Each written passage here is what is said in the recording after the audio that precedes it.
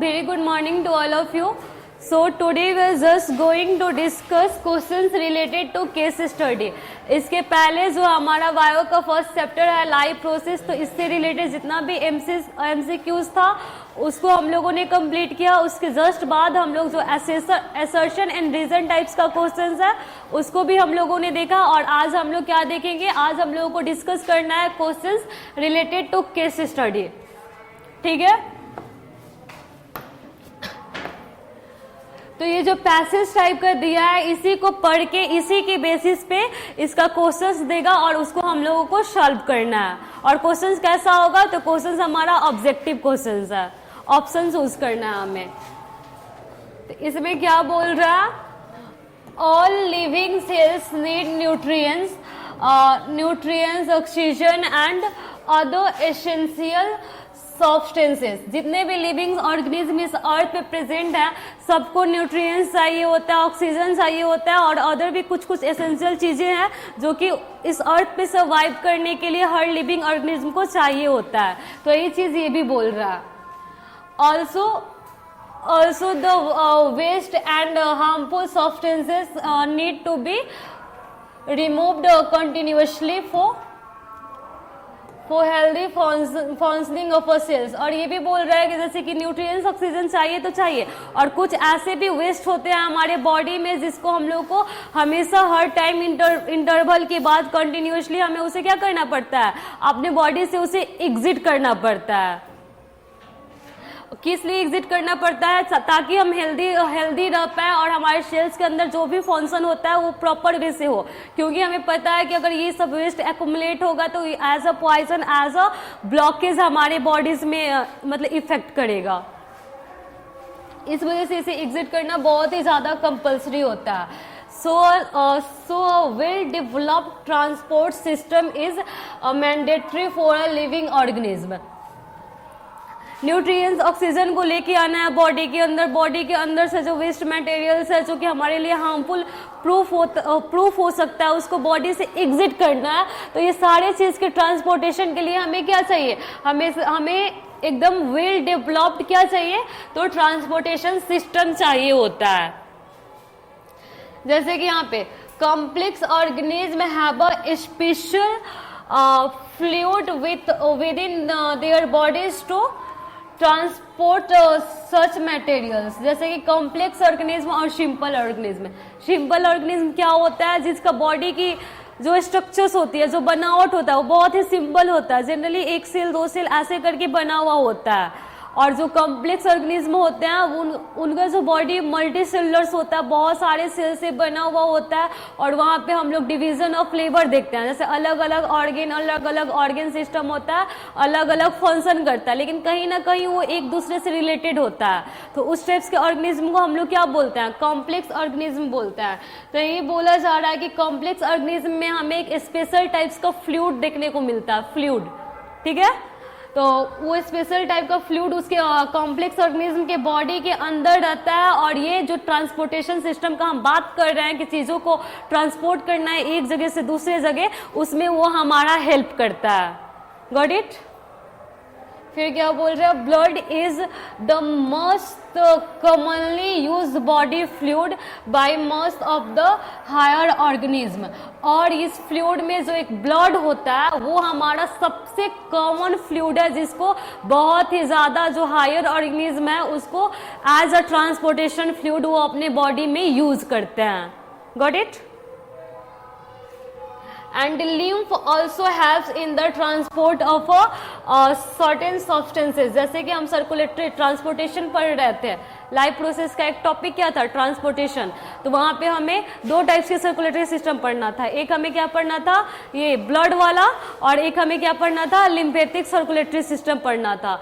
तो ये actually lymph क्या होता है, वही जो ब्लड हमारा वेसल्स में फ्लो करता है उसी का जो लिक्विड वाला पार्ट होता है वो सब हमारा जो इंट्रासेलुलर स्पेस होता है वहां पे चला जाता है. और उसी को हम लोग क्या बोलते हैं, उसी को हम लोग लिम्फ बोलते हैं, जो कि लिम्फेटिक वेसल्स में जाके ड्रेन होता है. और वो लिम्फेटिक वेसल फाइनली हमारे वेन्स में जाके ओपन होता है और फिर वो हमारा कहीं ना कहीं से सर्कुलेटरी सिस्टम में ये जो ब्लड वाला हार्ट वाला है उसी में आता है. तो ये चीज बोल रहा है कि अधिकतर हम अगर कॉम्प्लेक्स ऑर्गेनिज्म को देखते हैं तो वहाँ पे जो ट्रांसपोर्टेशन फ्लूइड होता है वो हमारा क्या होता है, वो हमारा ब्लड होता है, और ये लिम्फ भी होता है। लिम्फ भी हमारा ट्रांसपोर्टेशन फ्लूइड है। लिम्फ क्या है ये भी मैंने बता दिया। लिम्फ ब्लड के जैसे होता है, प्लाज्मा होता है, लेकिन प्रोटीन नहीं होता है, बड़ा बड़ा प्रोटीन नहीं होता। वही चीज होता है जो लीक होके उस भेसल से बाहर आ जाए। तो बड़ा बड़ा चीज क्या भेसल से बाहर आ जाएगा, लीक होके नहीं आएगा ना। तो वही चीज होता है यहाँ पे। अब इसी पैसेज के अकॉर्डिंग यहाँ पे कुछ क्वेश्चंस दिया गया, कुछ थोड़ा सा हटके भी दिया हुआ रहता है, लेकिन वो हमारे मतलब सिलेबस में होता है और हमको उसका आंसर करना होता है। तो फर्स्ट क्वेश्चन हमारे पास क्या है? फर्स्ट क्वेश्चन थोड़ा टफ क्वेश्चन है, डिटेल्स में पढ़ने के बाद ही पता चलता है। Which of the following does not exhibit phagocytic activity? इस क्वेश्चन को करने के लिए हमें WBC के पार्ट्स के बारे में पढ़ना पड़ेगा, ठीक है। तो WBC को जनरली हम लोगों ने ऐसे ग्रेनुलोसाइड, एक ग्रेनुलोसाइड में डिवाइड किया है। फिर एक ग्रेनुलोसाइड का टाइप्स होता है, ग्रेनुलोसाइड्स का टाइप होता है, ठीक है। तो अगर हम देखेंगे, अगर ओवरऑल WBC को देखेंगे तो वहाँ पे हमें 5-6 टाइप्स के WBC मिलता है। एक हमारा क्या होता है, न्यूट्रोफिल्स होता है। दूसरा हमारा वेशोफिल्स होता है। तीसरा हमारा ये स्नोफिल्स होता है। और फोर्थ हमारा मोनोसाइट्स होता है। और फिफ्थ हमारा क्या होता है, लिम्फोसाइट्स होता है। और हर चीज़ का, जैसे कि ये न्यूट्रोफिल्स का कुछ अलग काम है, बेसोफिल्स का कुछ अलग काम है, मोनोसाइट्स का कुछ अलग काम है, लिम्फोसाइट का कुछ अलग काम है। तो यहाँ पे वही WBC के पार्ट्स को ही दिया गया है और पूछा गया है कि इसमें से कौन हमारा फेगोसाइटिक एक्टिविटी शो नहीं करता है। तो फेगोसाइटिक क्या होता है, कोई भी फॉरेन पार्टिकल्स कुछ भी आए तो उसको इनगल्फ कर जाना, उसको डिस्ट्रॉय कर देना, उसी को ना हम फैगोसाइटिक नेचर बोलते हैं। तो ये जो WBC का टाइप्स दिया है उसमें से कौन सा हमारा फैगोसाइटिक नेचर शो नहीं करता है। तो ये जो मोनोसाइट्स है वो हमारा फेगोसाइटिक नेचर शो करता है, ठीक है। जो न्यूट्रोफिल्स है ये भी हमारा फेगोसाइटिक नेचर शो करता है। Monocytes and neutrophils together known as a phagocytic cells. और जो हमारा ये लिम्फोसाइट्स में ये मोनोसाइट्स होता है वो सब हमारा एंटीबॉडीज बनाने में काम में आता है। और जो हमारा बेसोफिल्स होता है वो हमारा ये हिस्टामिन, हेपरिन, ये सब होता है ना, वो सब चीज़ों की सिक्रीशन करवाता है। और स्नोफिल्स जो होता है वो सब एलर्जिक रिएक्शन से मतलब एसोसिएटेड होता है। तो मोनोसाइट और न्यूट्रोफिल्स हमारा क्या है, ये हमारा फेगोसाइटिक सेल्स होता है। इसको हम लोग टुगेदर क्या बोलते हैं, फेगोसाइटिक सेल बोलते हैं।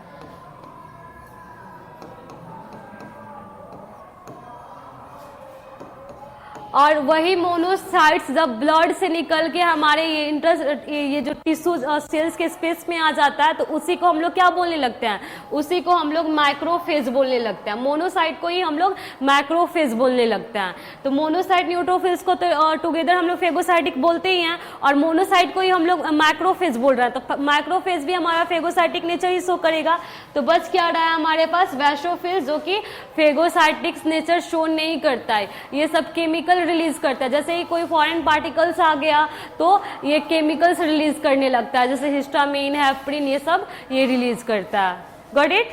तो हमारा आंसर क्या होगा, हमारा आंसर बेसोफिल होगा, क्योंकि हमें पता है कि monocyte and neutrophils together known as a phagocytic and macrophage is also called as a monocytes. तो बच क्या रहा है हमारे पास, बच रहा है हमारे पास बेसोफिल्स। तो ये हमारा फेगोसाइटिक नेचर शो नहीं करता है। Got it. किसी को कोई डाउट है? जैसे पैसेज, अगर पैसेज के अकॉर्डिंग तुम इसका आंसर ढूंढोगे तो कभी मिलेगा, उसमें नहीं मिलेगा। बस वो थोड़ा सा ऐसे बताता है और एक्चुअली वो पढ़ के जो, जब तक आप अपना जो कॉन्सेप्ट है उसको डिटेल्स में नहीं पढ़ोगे तब तक केस स्टडी वाला भी क्वेश्चन आप नहीं कर सकते हो।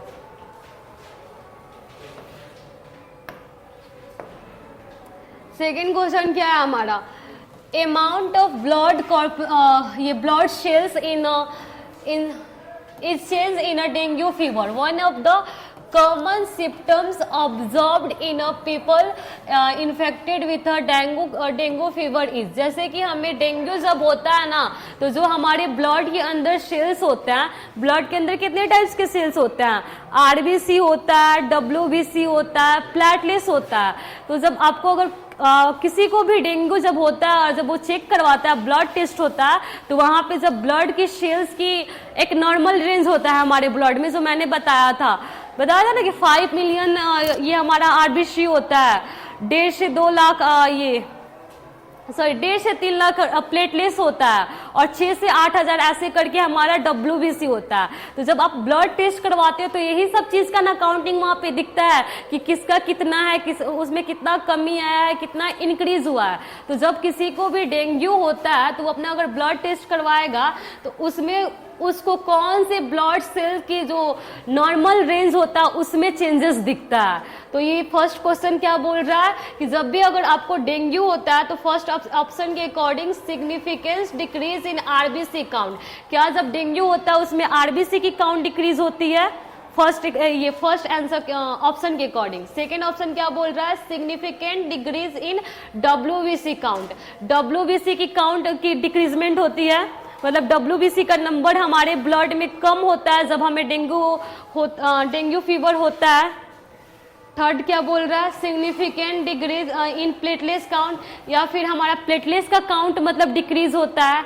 या फोर्थ क्या बोल रहा है, significant increase in platelets count. Fourth option क्या बोल रहा है, फोर्थ ऑप्शन के अकॉर्डिंग जब डेंगू फीवर होता है तो प्लेटलेट्स की जो काउंट होता है वो इंक्रीज हो जाता है। तो अब हमें चूज करना है इसमें से सही आंसर कि एक्चुअली जब डेंगू फीवर होता है तो क्या होता है।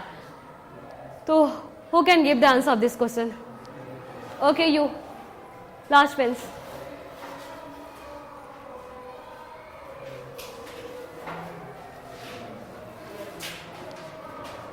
Significant decrease in, you can sit, क्योंकि जब हम प्लेटलेट्स के बारे में पढ़ रहे थे वहां पे भी मैंने बताया था कि जब हमें डेंगू होती है तो क्या होता है, प्लेटलेट्स का जो नंबर होता है वो बहुत ही ज्यादा डिक्रीज होने लगता है। जब आप ब्लड टेस्ट, आपको फीवर हो रहा है, ब्लड टेस्ट करवा रहे हो, वहां पे प्लेटलेट्स की नंबर की काउंट डिक्रीज दिख रहा है, तो समझ सकते हो कि हाँ हमें डेंगू हुआ है। Got it? मेन सिम्टम होता है ये डेंगू फीवर का कि डिक्रीज इन प्लेटलेट्स काउंट।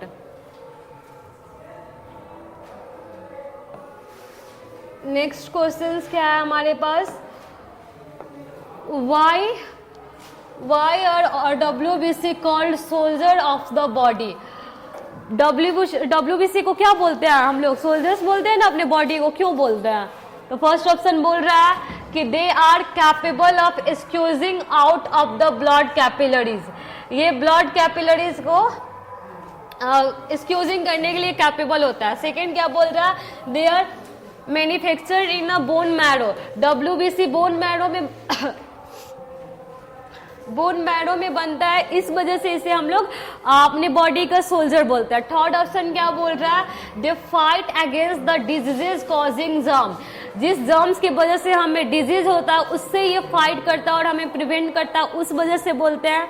या फिर they have a granular cytoplasm with a lobed nucleus, या उसके पास ग्रेनुलर साइटोप्लाज्म होता है और बाइलोब्ड न्यूक्लियस होता है। इसका मतलब क्या होता है, जैसे साइटोप्लाज्म है, ठीक है, तो ग्रेनुलर साइटोप्लाज्म का क्या मतलब, यहाँ पे ऐसे ग्रेनुअल्स टाइप का दिखेगा, जैसे दाने दाने टाइप्स का, और जो इसका न्यूक्लियस होता है ऐसे बाइलोब्ड होता है। तो इस वजह से हम इसको ये अपने बॉडी का सोल्जर बोलते हैं, या फिर ये फाइट करता है इस वजह से बोलते हैं, या बोन मैरो में बनता है उस वजह से बोलते हैं। किस वजह से बोलते हैं? ओके, यू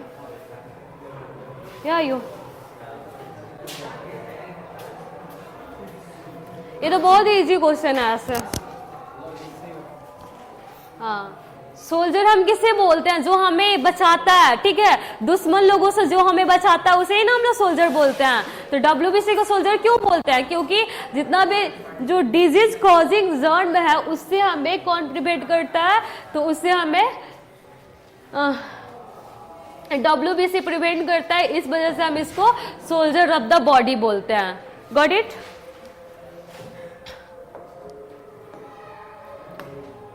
नेक्स्ट क्वेश्चन क्या है Name the blood cells whose reduction in number can cause clotting disorder leading to the excessive loss of blood from the body. तो इसका तो ऑप्शन बहुत इजी था, कोई भी दे सकता था, लेकिन यहां से कंफ्यूज हो सकता है वो जो नाम से। फर्स्ट ऑप्शन क्या है इसका? एर्थ्रोसाइट, सेकेंड क्या है? न्यूट्रोफिल्स, थर्ड ल्यूकोसाइट और फोर्थ हमारा थ्रोम्बोसाइट्स। ये क्या बोल रहा है कि ऐसा ब्लड सेल्स का नाम बताना है जिसकी कमी की वजह से हमारा जो ब्लड क्लॉटिंग होता है, जो कट जाने के बाद कुछ टाइम बाद ब्लड रुकना बंद हो जाता है क्योंकि वहां पे ब्लड क्लॉटिंग हो जाता है, तो उससे रिलेटेड डिजीज हो जाएगा और हमारा जो ब्लड होगा वो जल्दी नहीं रुक पाएगा और एक्सेसिव लॉस होगा उसकी डिक्रीजमेंट की वजह से। तो इसका ऑप्शन क्या होगा? एर्थ्रोसाइट्स होगा, न्यूट्रोफिल्स, ल्यूकोसाइट, थ्रोम्बोसाइट। इसका आंसर हमारा डी होगा, क्योंकि ये तो सबको पता है कि क्लॉटिंग ऑफ ब्लड के लिए कौन रिस्पॉन्सिबल है? प्लेटलेट्स रिस्पॉन्सिबल है, और प्लेटलेट्स का ये अल्टरनेट नाम क्या होता है? हमारा थ्रोम्बोसाइट्स होता है। और प्लेटलेट्स की फॉर्मेशन कहाँ होती है? Anyone no? प्लेटलेट्स की, हाँ, मैगोकैरियोसाइट्स। वो मैगोकैरियोसाइट्स हमें कहाँ मिलता है? बोन मैरो का शेल। बोन मैरो में शेल होता है, उसी सेल के टूटने की वजह से किस चीज की फॉर्मेशन होती है? और ये हमारा प्लेटलेट्स की फॉर्मेशन होती है, और उस सेल को हम लोग क्या बोलते हैं? मेगाकैरियोसाइट्स बोलते हैं। और प्लेटलेट्स के पास न्यूक्लियस होता है कि नहीं होता है? हाँ, नहीं होता। You come yes from second bench, third bench. Platelets के पास न्यूक्लियस क्यों नहीं होता? क्योंकि वो बहुत छोटा होता है और टुकड़े में मतलब स्मॉल, क्या बोलते, ग्रेन, मतलब दाना दाना टाइप का होता है। दाना दाना ये सबसे रिलेटेड नहीं है, वेस्ट प्रोडक्ट दिखाई देता है। नहीं, जैसे हमने देखा था ना कि बोन मैरो में एक सेल होता है मेगाकैरियोसाइट, उसी की वजह से हमारा प्लेटलेट्स की फॉर्मेशन होता है। और क्या देखा था कि platelets is a cytoplasmic fragment of megakaryocyte. तो मान लो कि एक सेल है, ठीक है, ये मान लो ये सेल है, और ये कौन सा सेल है? ये हमारा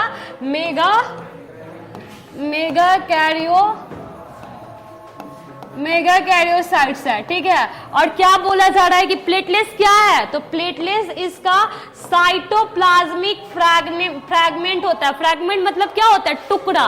कैसा टुकड़ा? साइटोप्लाज्मिक टुकड़ा। तो क्या यहाँ पे न्यूक्लियस होगा? नहीं होगा ना, इस वजह से यहाँ पे न्यूक्लियस प्रेजेंट नहीं होता है। And why nucleus is absent in RBC? You Satya Prakash, come here,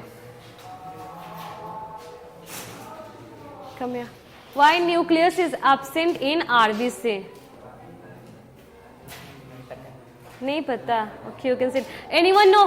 Yeah, come.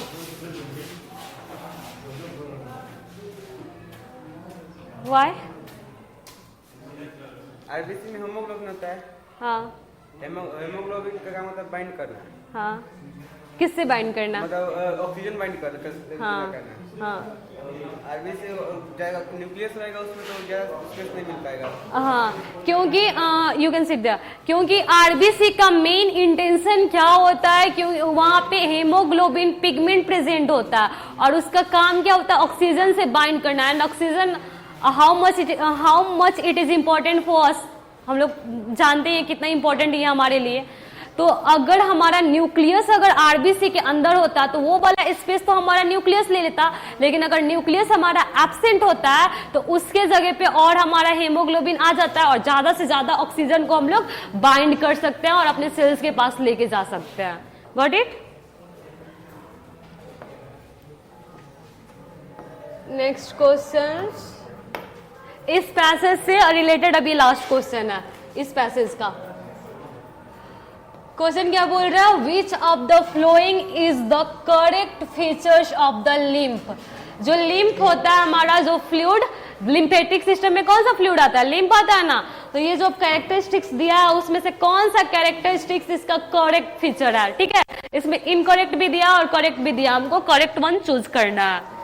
तो फर्स्ट क्या बोल रहा है, it is a similar to the plasma of blood. क्या लिम्फ हमारा जो ब्लड का प्लाज्मा होता है उससे सिमिलर होता है, but it is a colourless and contain less protein. लेकिन ये जो होता है वो ब्लड के जैसा रेड नहीं होता है, कलरलेस होता है, और जो प्रोटीन की कंटेंट भी होती है तो ब्लड के कंपेयर में यहाँ पे लेस होता है, फर्स्ट ऑप्शन के अकॉर्डिंग। सेकेंड ऑप्शन क्या बोल रहा है, it is similar to WBC of the blood but it is colourless and contains more protein. ये क्या है हमारा, ये WBC के जैसे ब्लड में WBC होता है सेम वैसे ही होता है, लेकिन ये कलरलेस होता है और क्या कंटेंट करता है, ज्यादा प्रोटीन को कंटेंट करता है। थर्ड ऑप्शन क्या बोल रहा है, it is similar to RBC of the blood and red in colour.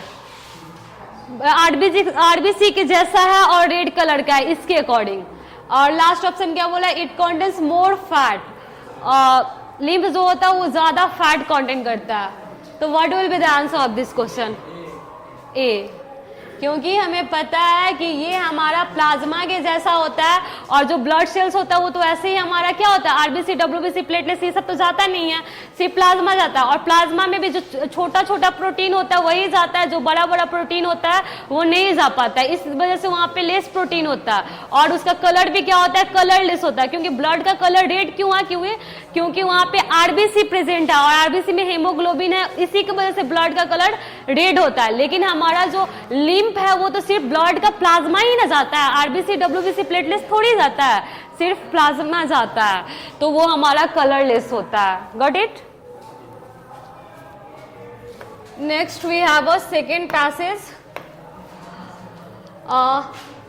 इसको देखो, ये हमारा हेट्रोट्रॉफिक न्यूट्रिएंट से रिलेटेड है।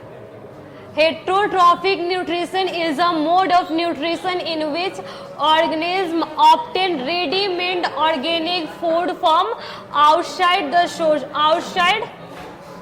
sources. The organism that depend upon outside sources for obtaining organic nutrients are called heterotrophs, and heterotrophic nutrition is of 3 types.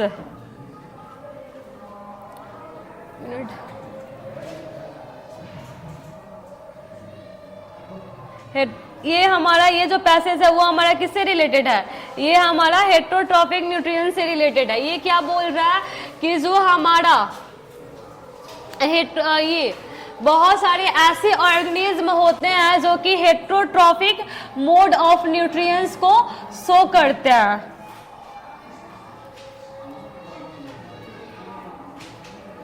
बहुत सारे ऐसे ऑर्गेनिज्म हैं और कितने सारे लिविंग ऑर्गेनिज्म है, कोई autotrophic mode of nutrients show करता है, कोई हमारा heterotrophic mode of nutrients show करता है। तो ये चीज यहाँ पे बोल रहा है, और ये बोल रहा है कि जो हेट्रोट्रॉफिक मोड ऑफ न्यूट्रिएंट्स का मतलब क्या होता है, खाना कहीं रेडीमेड खाना लेना, ठीक है, और उसका सोर्स बाहर से रेडीमेड खाना लेने को ही हम लोग हेट्रोट्रॉफिक न्यूट्रिएंट्स बोलते हैं। और जो ऑर्गेनिज्म ये मोड ऑफ न्यूट्रिशन को शो करता है उसे हम लोग क्या बोलते हैं, उसे हम लोग हेट्रोट्रॉप्स बोलते हैं। और हेट्रोट्रॉपिक न्यूट्रिएंट्स हमारा 3 टाइप्स का होता है, एक हमारा सेप्रोफाइटिक, दूसरा पैरासाइटिक और तीसरा हमारा क्या होता है, होलोजोलिक न्यूट्रिशन। तो पैसेज में बस इतना ही दिया है, जैसे क्लास 6, 7 में एकदम थोड़ा सा दिया। क्या दिया है कि हेट्रोट्रॉपिक मोड ऑफ न्यूट्रिएंट्स क्या है, किस टाइप का मोड ऑफ न्यूट्रिशन है, जिसमें ऑर्गेनिज्म रेडीमेड बना बनाया खाना लेते हैं आउटसाइड मतलब किसी सोर्स से, ठीक है। और जो ऑर्गेनिज्म इस मोड ऑफ न्यूट्रिशन को परफॉर्म करते हैं उसे हम लोग हेट्रोट्रॉप्स बोलते हैं। और जनरली ये मोड ऑफ न्यूट्रिशन हमारा 3 टाइप का होता है, एक हमारा पैरासाइटिक, दूसरा हमारा सेप्रोफाइटिक और तीसरा हमारा होलोजोलिक न्यूट्रिशन। अब इसी पैसेज के अकॉर्डिंग ये सारा क्वेश्चन हमें करना है। तो जो फर्स्ट क्वेश्चन है वो हमारा क्या बोल रहा है, फर्स्ट क्वेश्चन क्या बोल रहा है, in which of the following groups of organism food materials is broken outside the body and absorbed. यहाँ पे बहुत सारे ऑर्गेनिज्म का ग्रुप दिया है, ठीक है, और उसमें से हमें वैसा ग्रुप चूज करना है जिसमें जो फूड की ब्रेक डाउन होता है वो बॉडी के पहले ही हो जाता है, मतलब बॉडी के बाहर ही हो जाता है, उसके बाद से जो ऑर्गेनिज्म होता है उसे अब्सॉर्ब करता है और एज अ न्यूट्रिशन उसको यूज करता है। तो फर्स्ट क्या दिया, mushroom, green plant and amoeba. Second east, mushroom, bread mould. और ये third paramecium, amoeba, Cuscuta. And fourth क्या है, कस्क्यूटा, लाइस और टैपवर्म। ओके कम।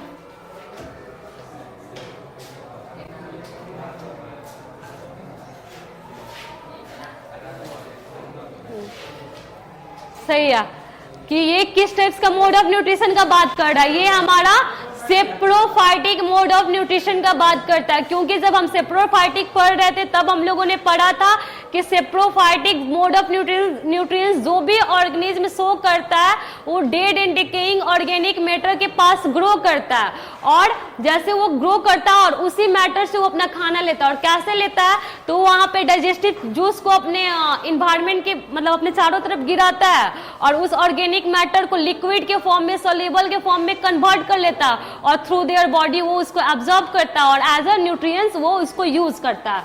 तो फर्स्ट ऑप्शन क्या है, मशरूम और ग्रीन प्लांट। तो ग्रीन प्लांट तो ऑटोट्रॉफिक है, ये ऑफकोर्स नहीं करेगा। सेकेंड हमारे पास क्या है, ईस्ट, मशरूम, ब्रेड मोल्ड। ये तीनों हमारा किसका एग्जाम्पल है, सेप्रोफाइटिक मोड ऑफ न्यूट्रिएंट्स का एग्जाम्पल है। तो ये हमारा ऑप्शन होगा। और थर्ड क्यों नहीं होगा, क्योंकि यहाँ पे पैरामीशियम और एमीबा का बात कर रहा है, और पैरामीशियम और एमीबा ऐसे थोड़ी खाना एब्जॉर्ब करते हैं।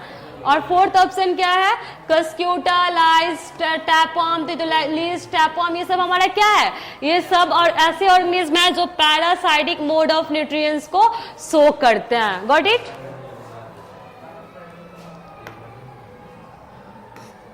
नेक्स्ट क्वेश्चन क्या है हमारे पास, which of the following is a parasite.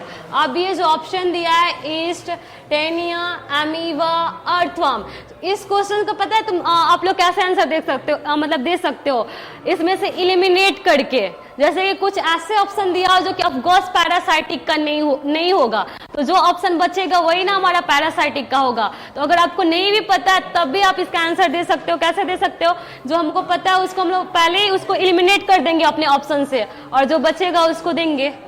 तो फर्स्ट हमारा क्या है, ईस्ट है। तो ये हमारा क्या है, सेप्रोफाइटिक है ना। हाँ, इसके बारे में उतना हम लोगों को नहीं पता है, तो इसको हम लोग ऐसे ही छोड़ते हैं अभी। सेकेंड हमारा क्या है, एमीबा। एमीबा थोड़ी है, एमीबा पैरासाइटिक नेचर थोड़ी शो करता है, ये किसी पे थोड़ी डिपेंड करता है, नहीं करता, होलोजोलिक न्यूट्रिशन शो करता है ना। तो ये हमारा होलोजोलिक करता है। और जो अर्थवर्म होता है ये भी हमारा पैरासाइटिक न्यूट्रिशन शो नहीं करता है। तो बचा क्या हमारे पास, टेनिया। ये सब टैपवर्म का टाइप्स है, टैपवर्म्स जो होता है ना उसका टाइप्स होता है ये सब। तो ये हमारा क्या शो करता है, ये हमारा parasitic mode of nutrients show करता है। Got it. इसमें किसी को कोई डाउट नहीं है ना। तो अगर कभी ऐसा भी एमसीक्यू टाइप्स का क्वेश्चन आ गया जिसका एग्जैक्ट आंसर नहीं पता है आपको, लेकिन जो ऑप्शन दिया गया उसमें से पता है कि हाँ ये तो नहीं हो सकता, ये तो दूसरा मोड ऑफ न्यूट्रिशन या फिर दूसरा कुछ शो करता है, तो उसको आप लोग ऐसे ही हटा दोगे, फिर जो बचेगा उसी में से ना चूज करना है। तो वैसे भी करके आंसर दिया जाता है।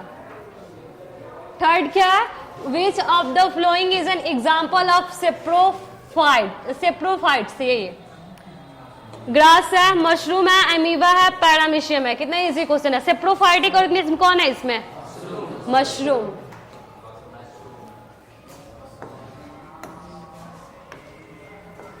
नेक्स्ट क्वेश्चन क्या है, heterotrophic nutrition involves production of simple sugar from inorganic compounds, utilization of chemical energy to prepare food, utilization of energy obtained by a plants, या all of these।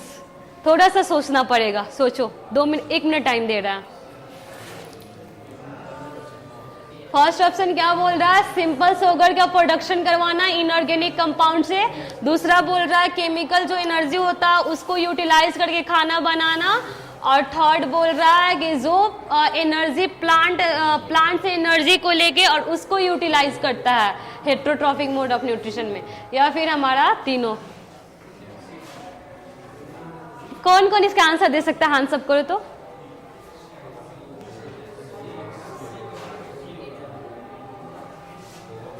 ओके कम उस side से कोई है, आजा।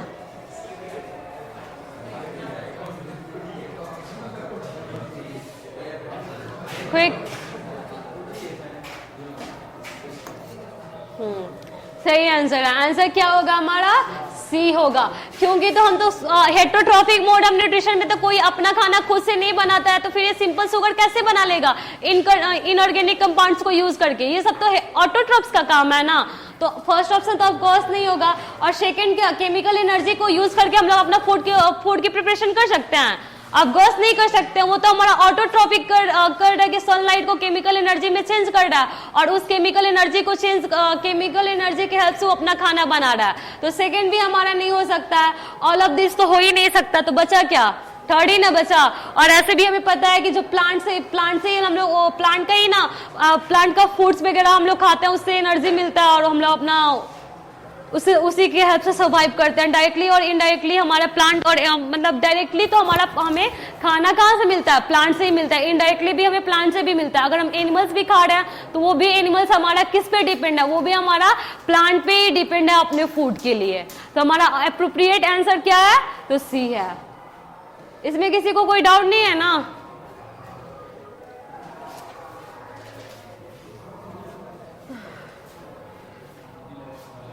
Next question, और ये आज का लास्ट क्वेश्चन है, ठीक है।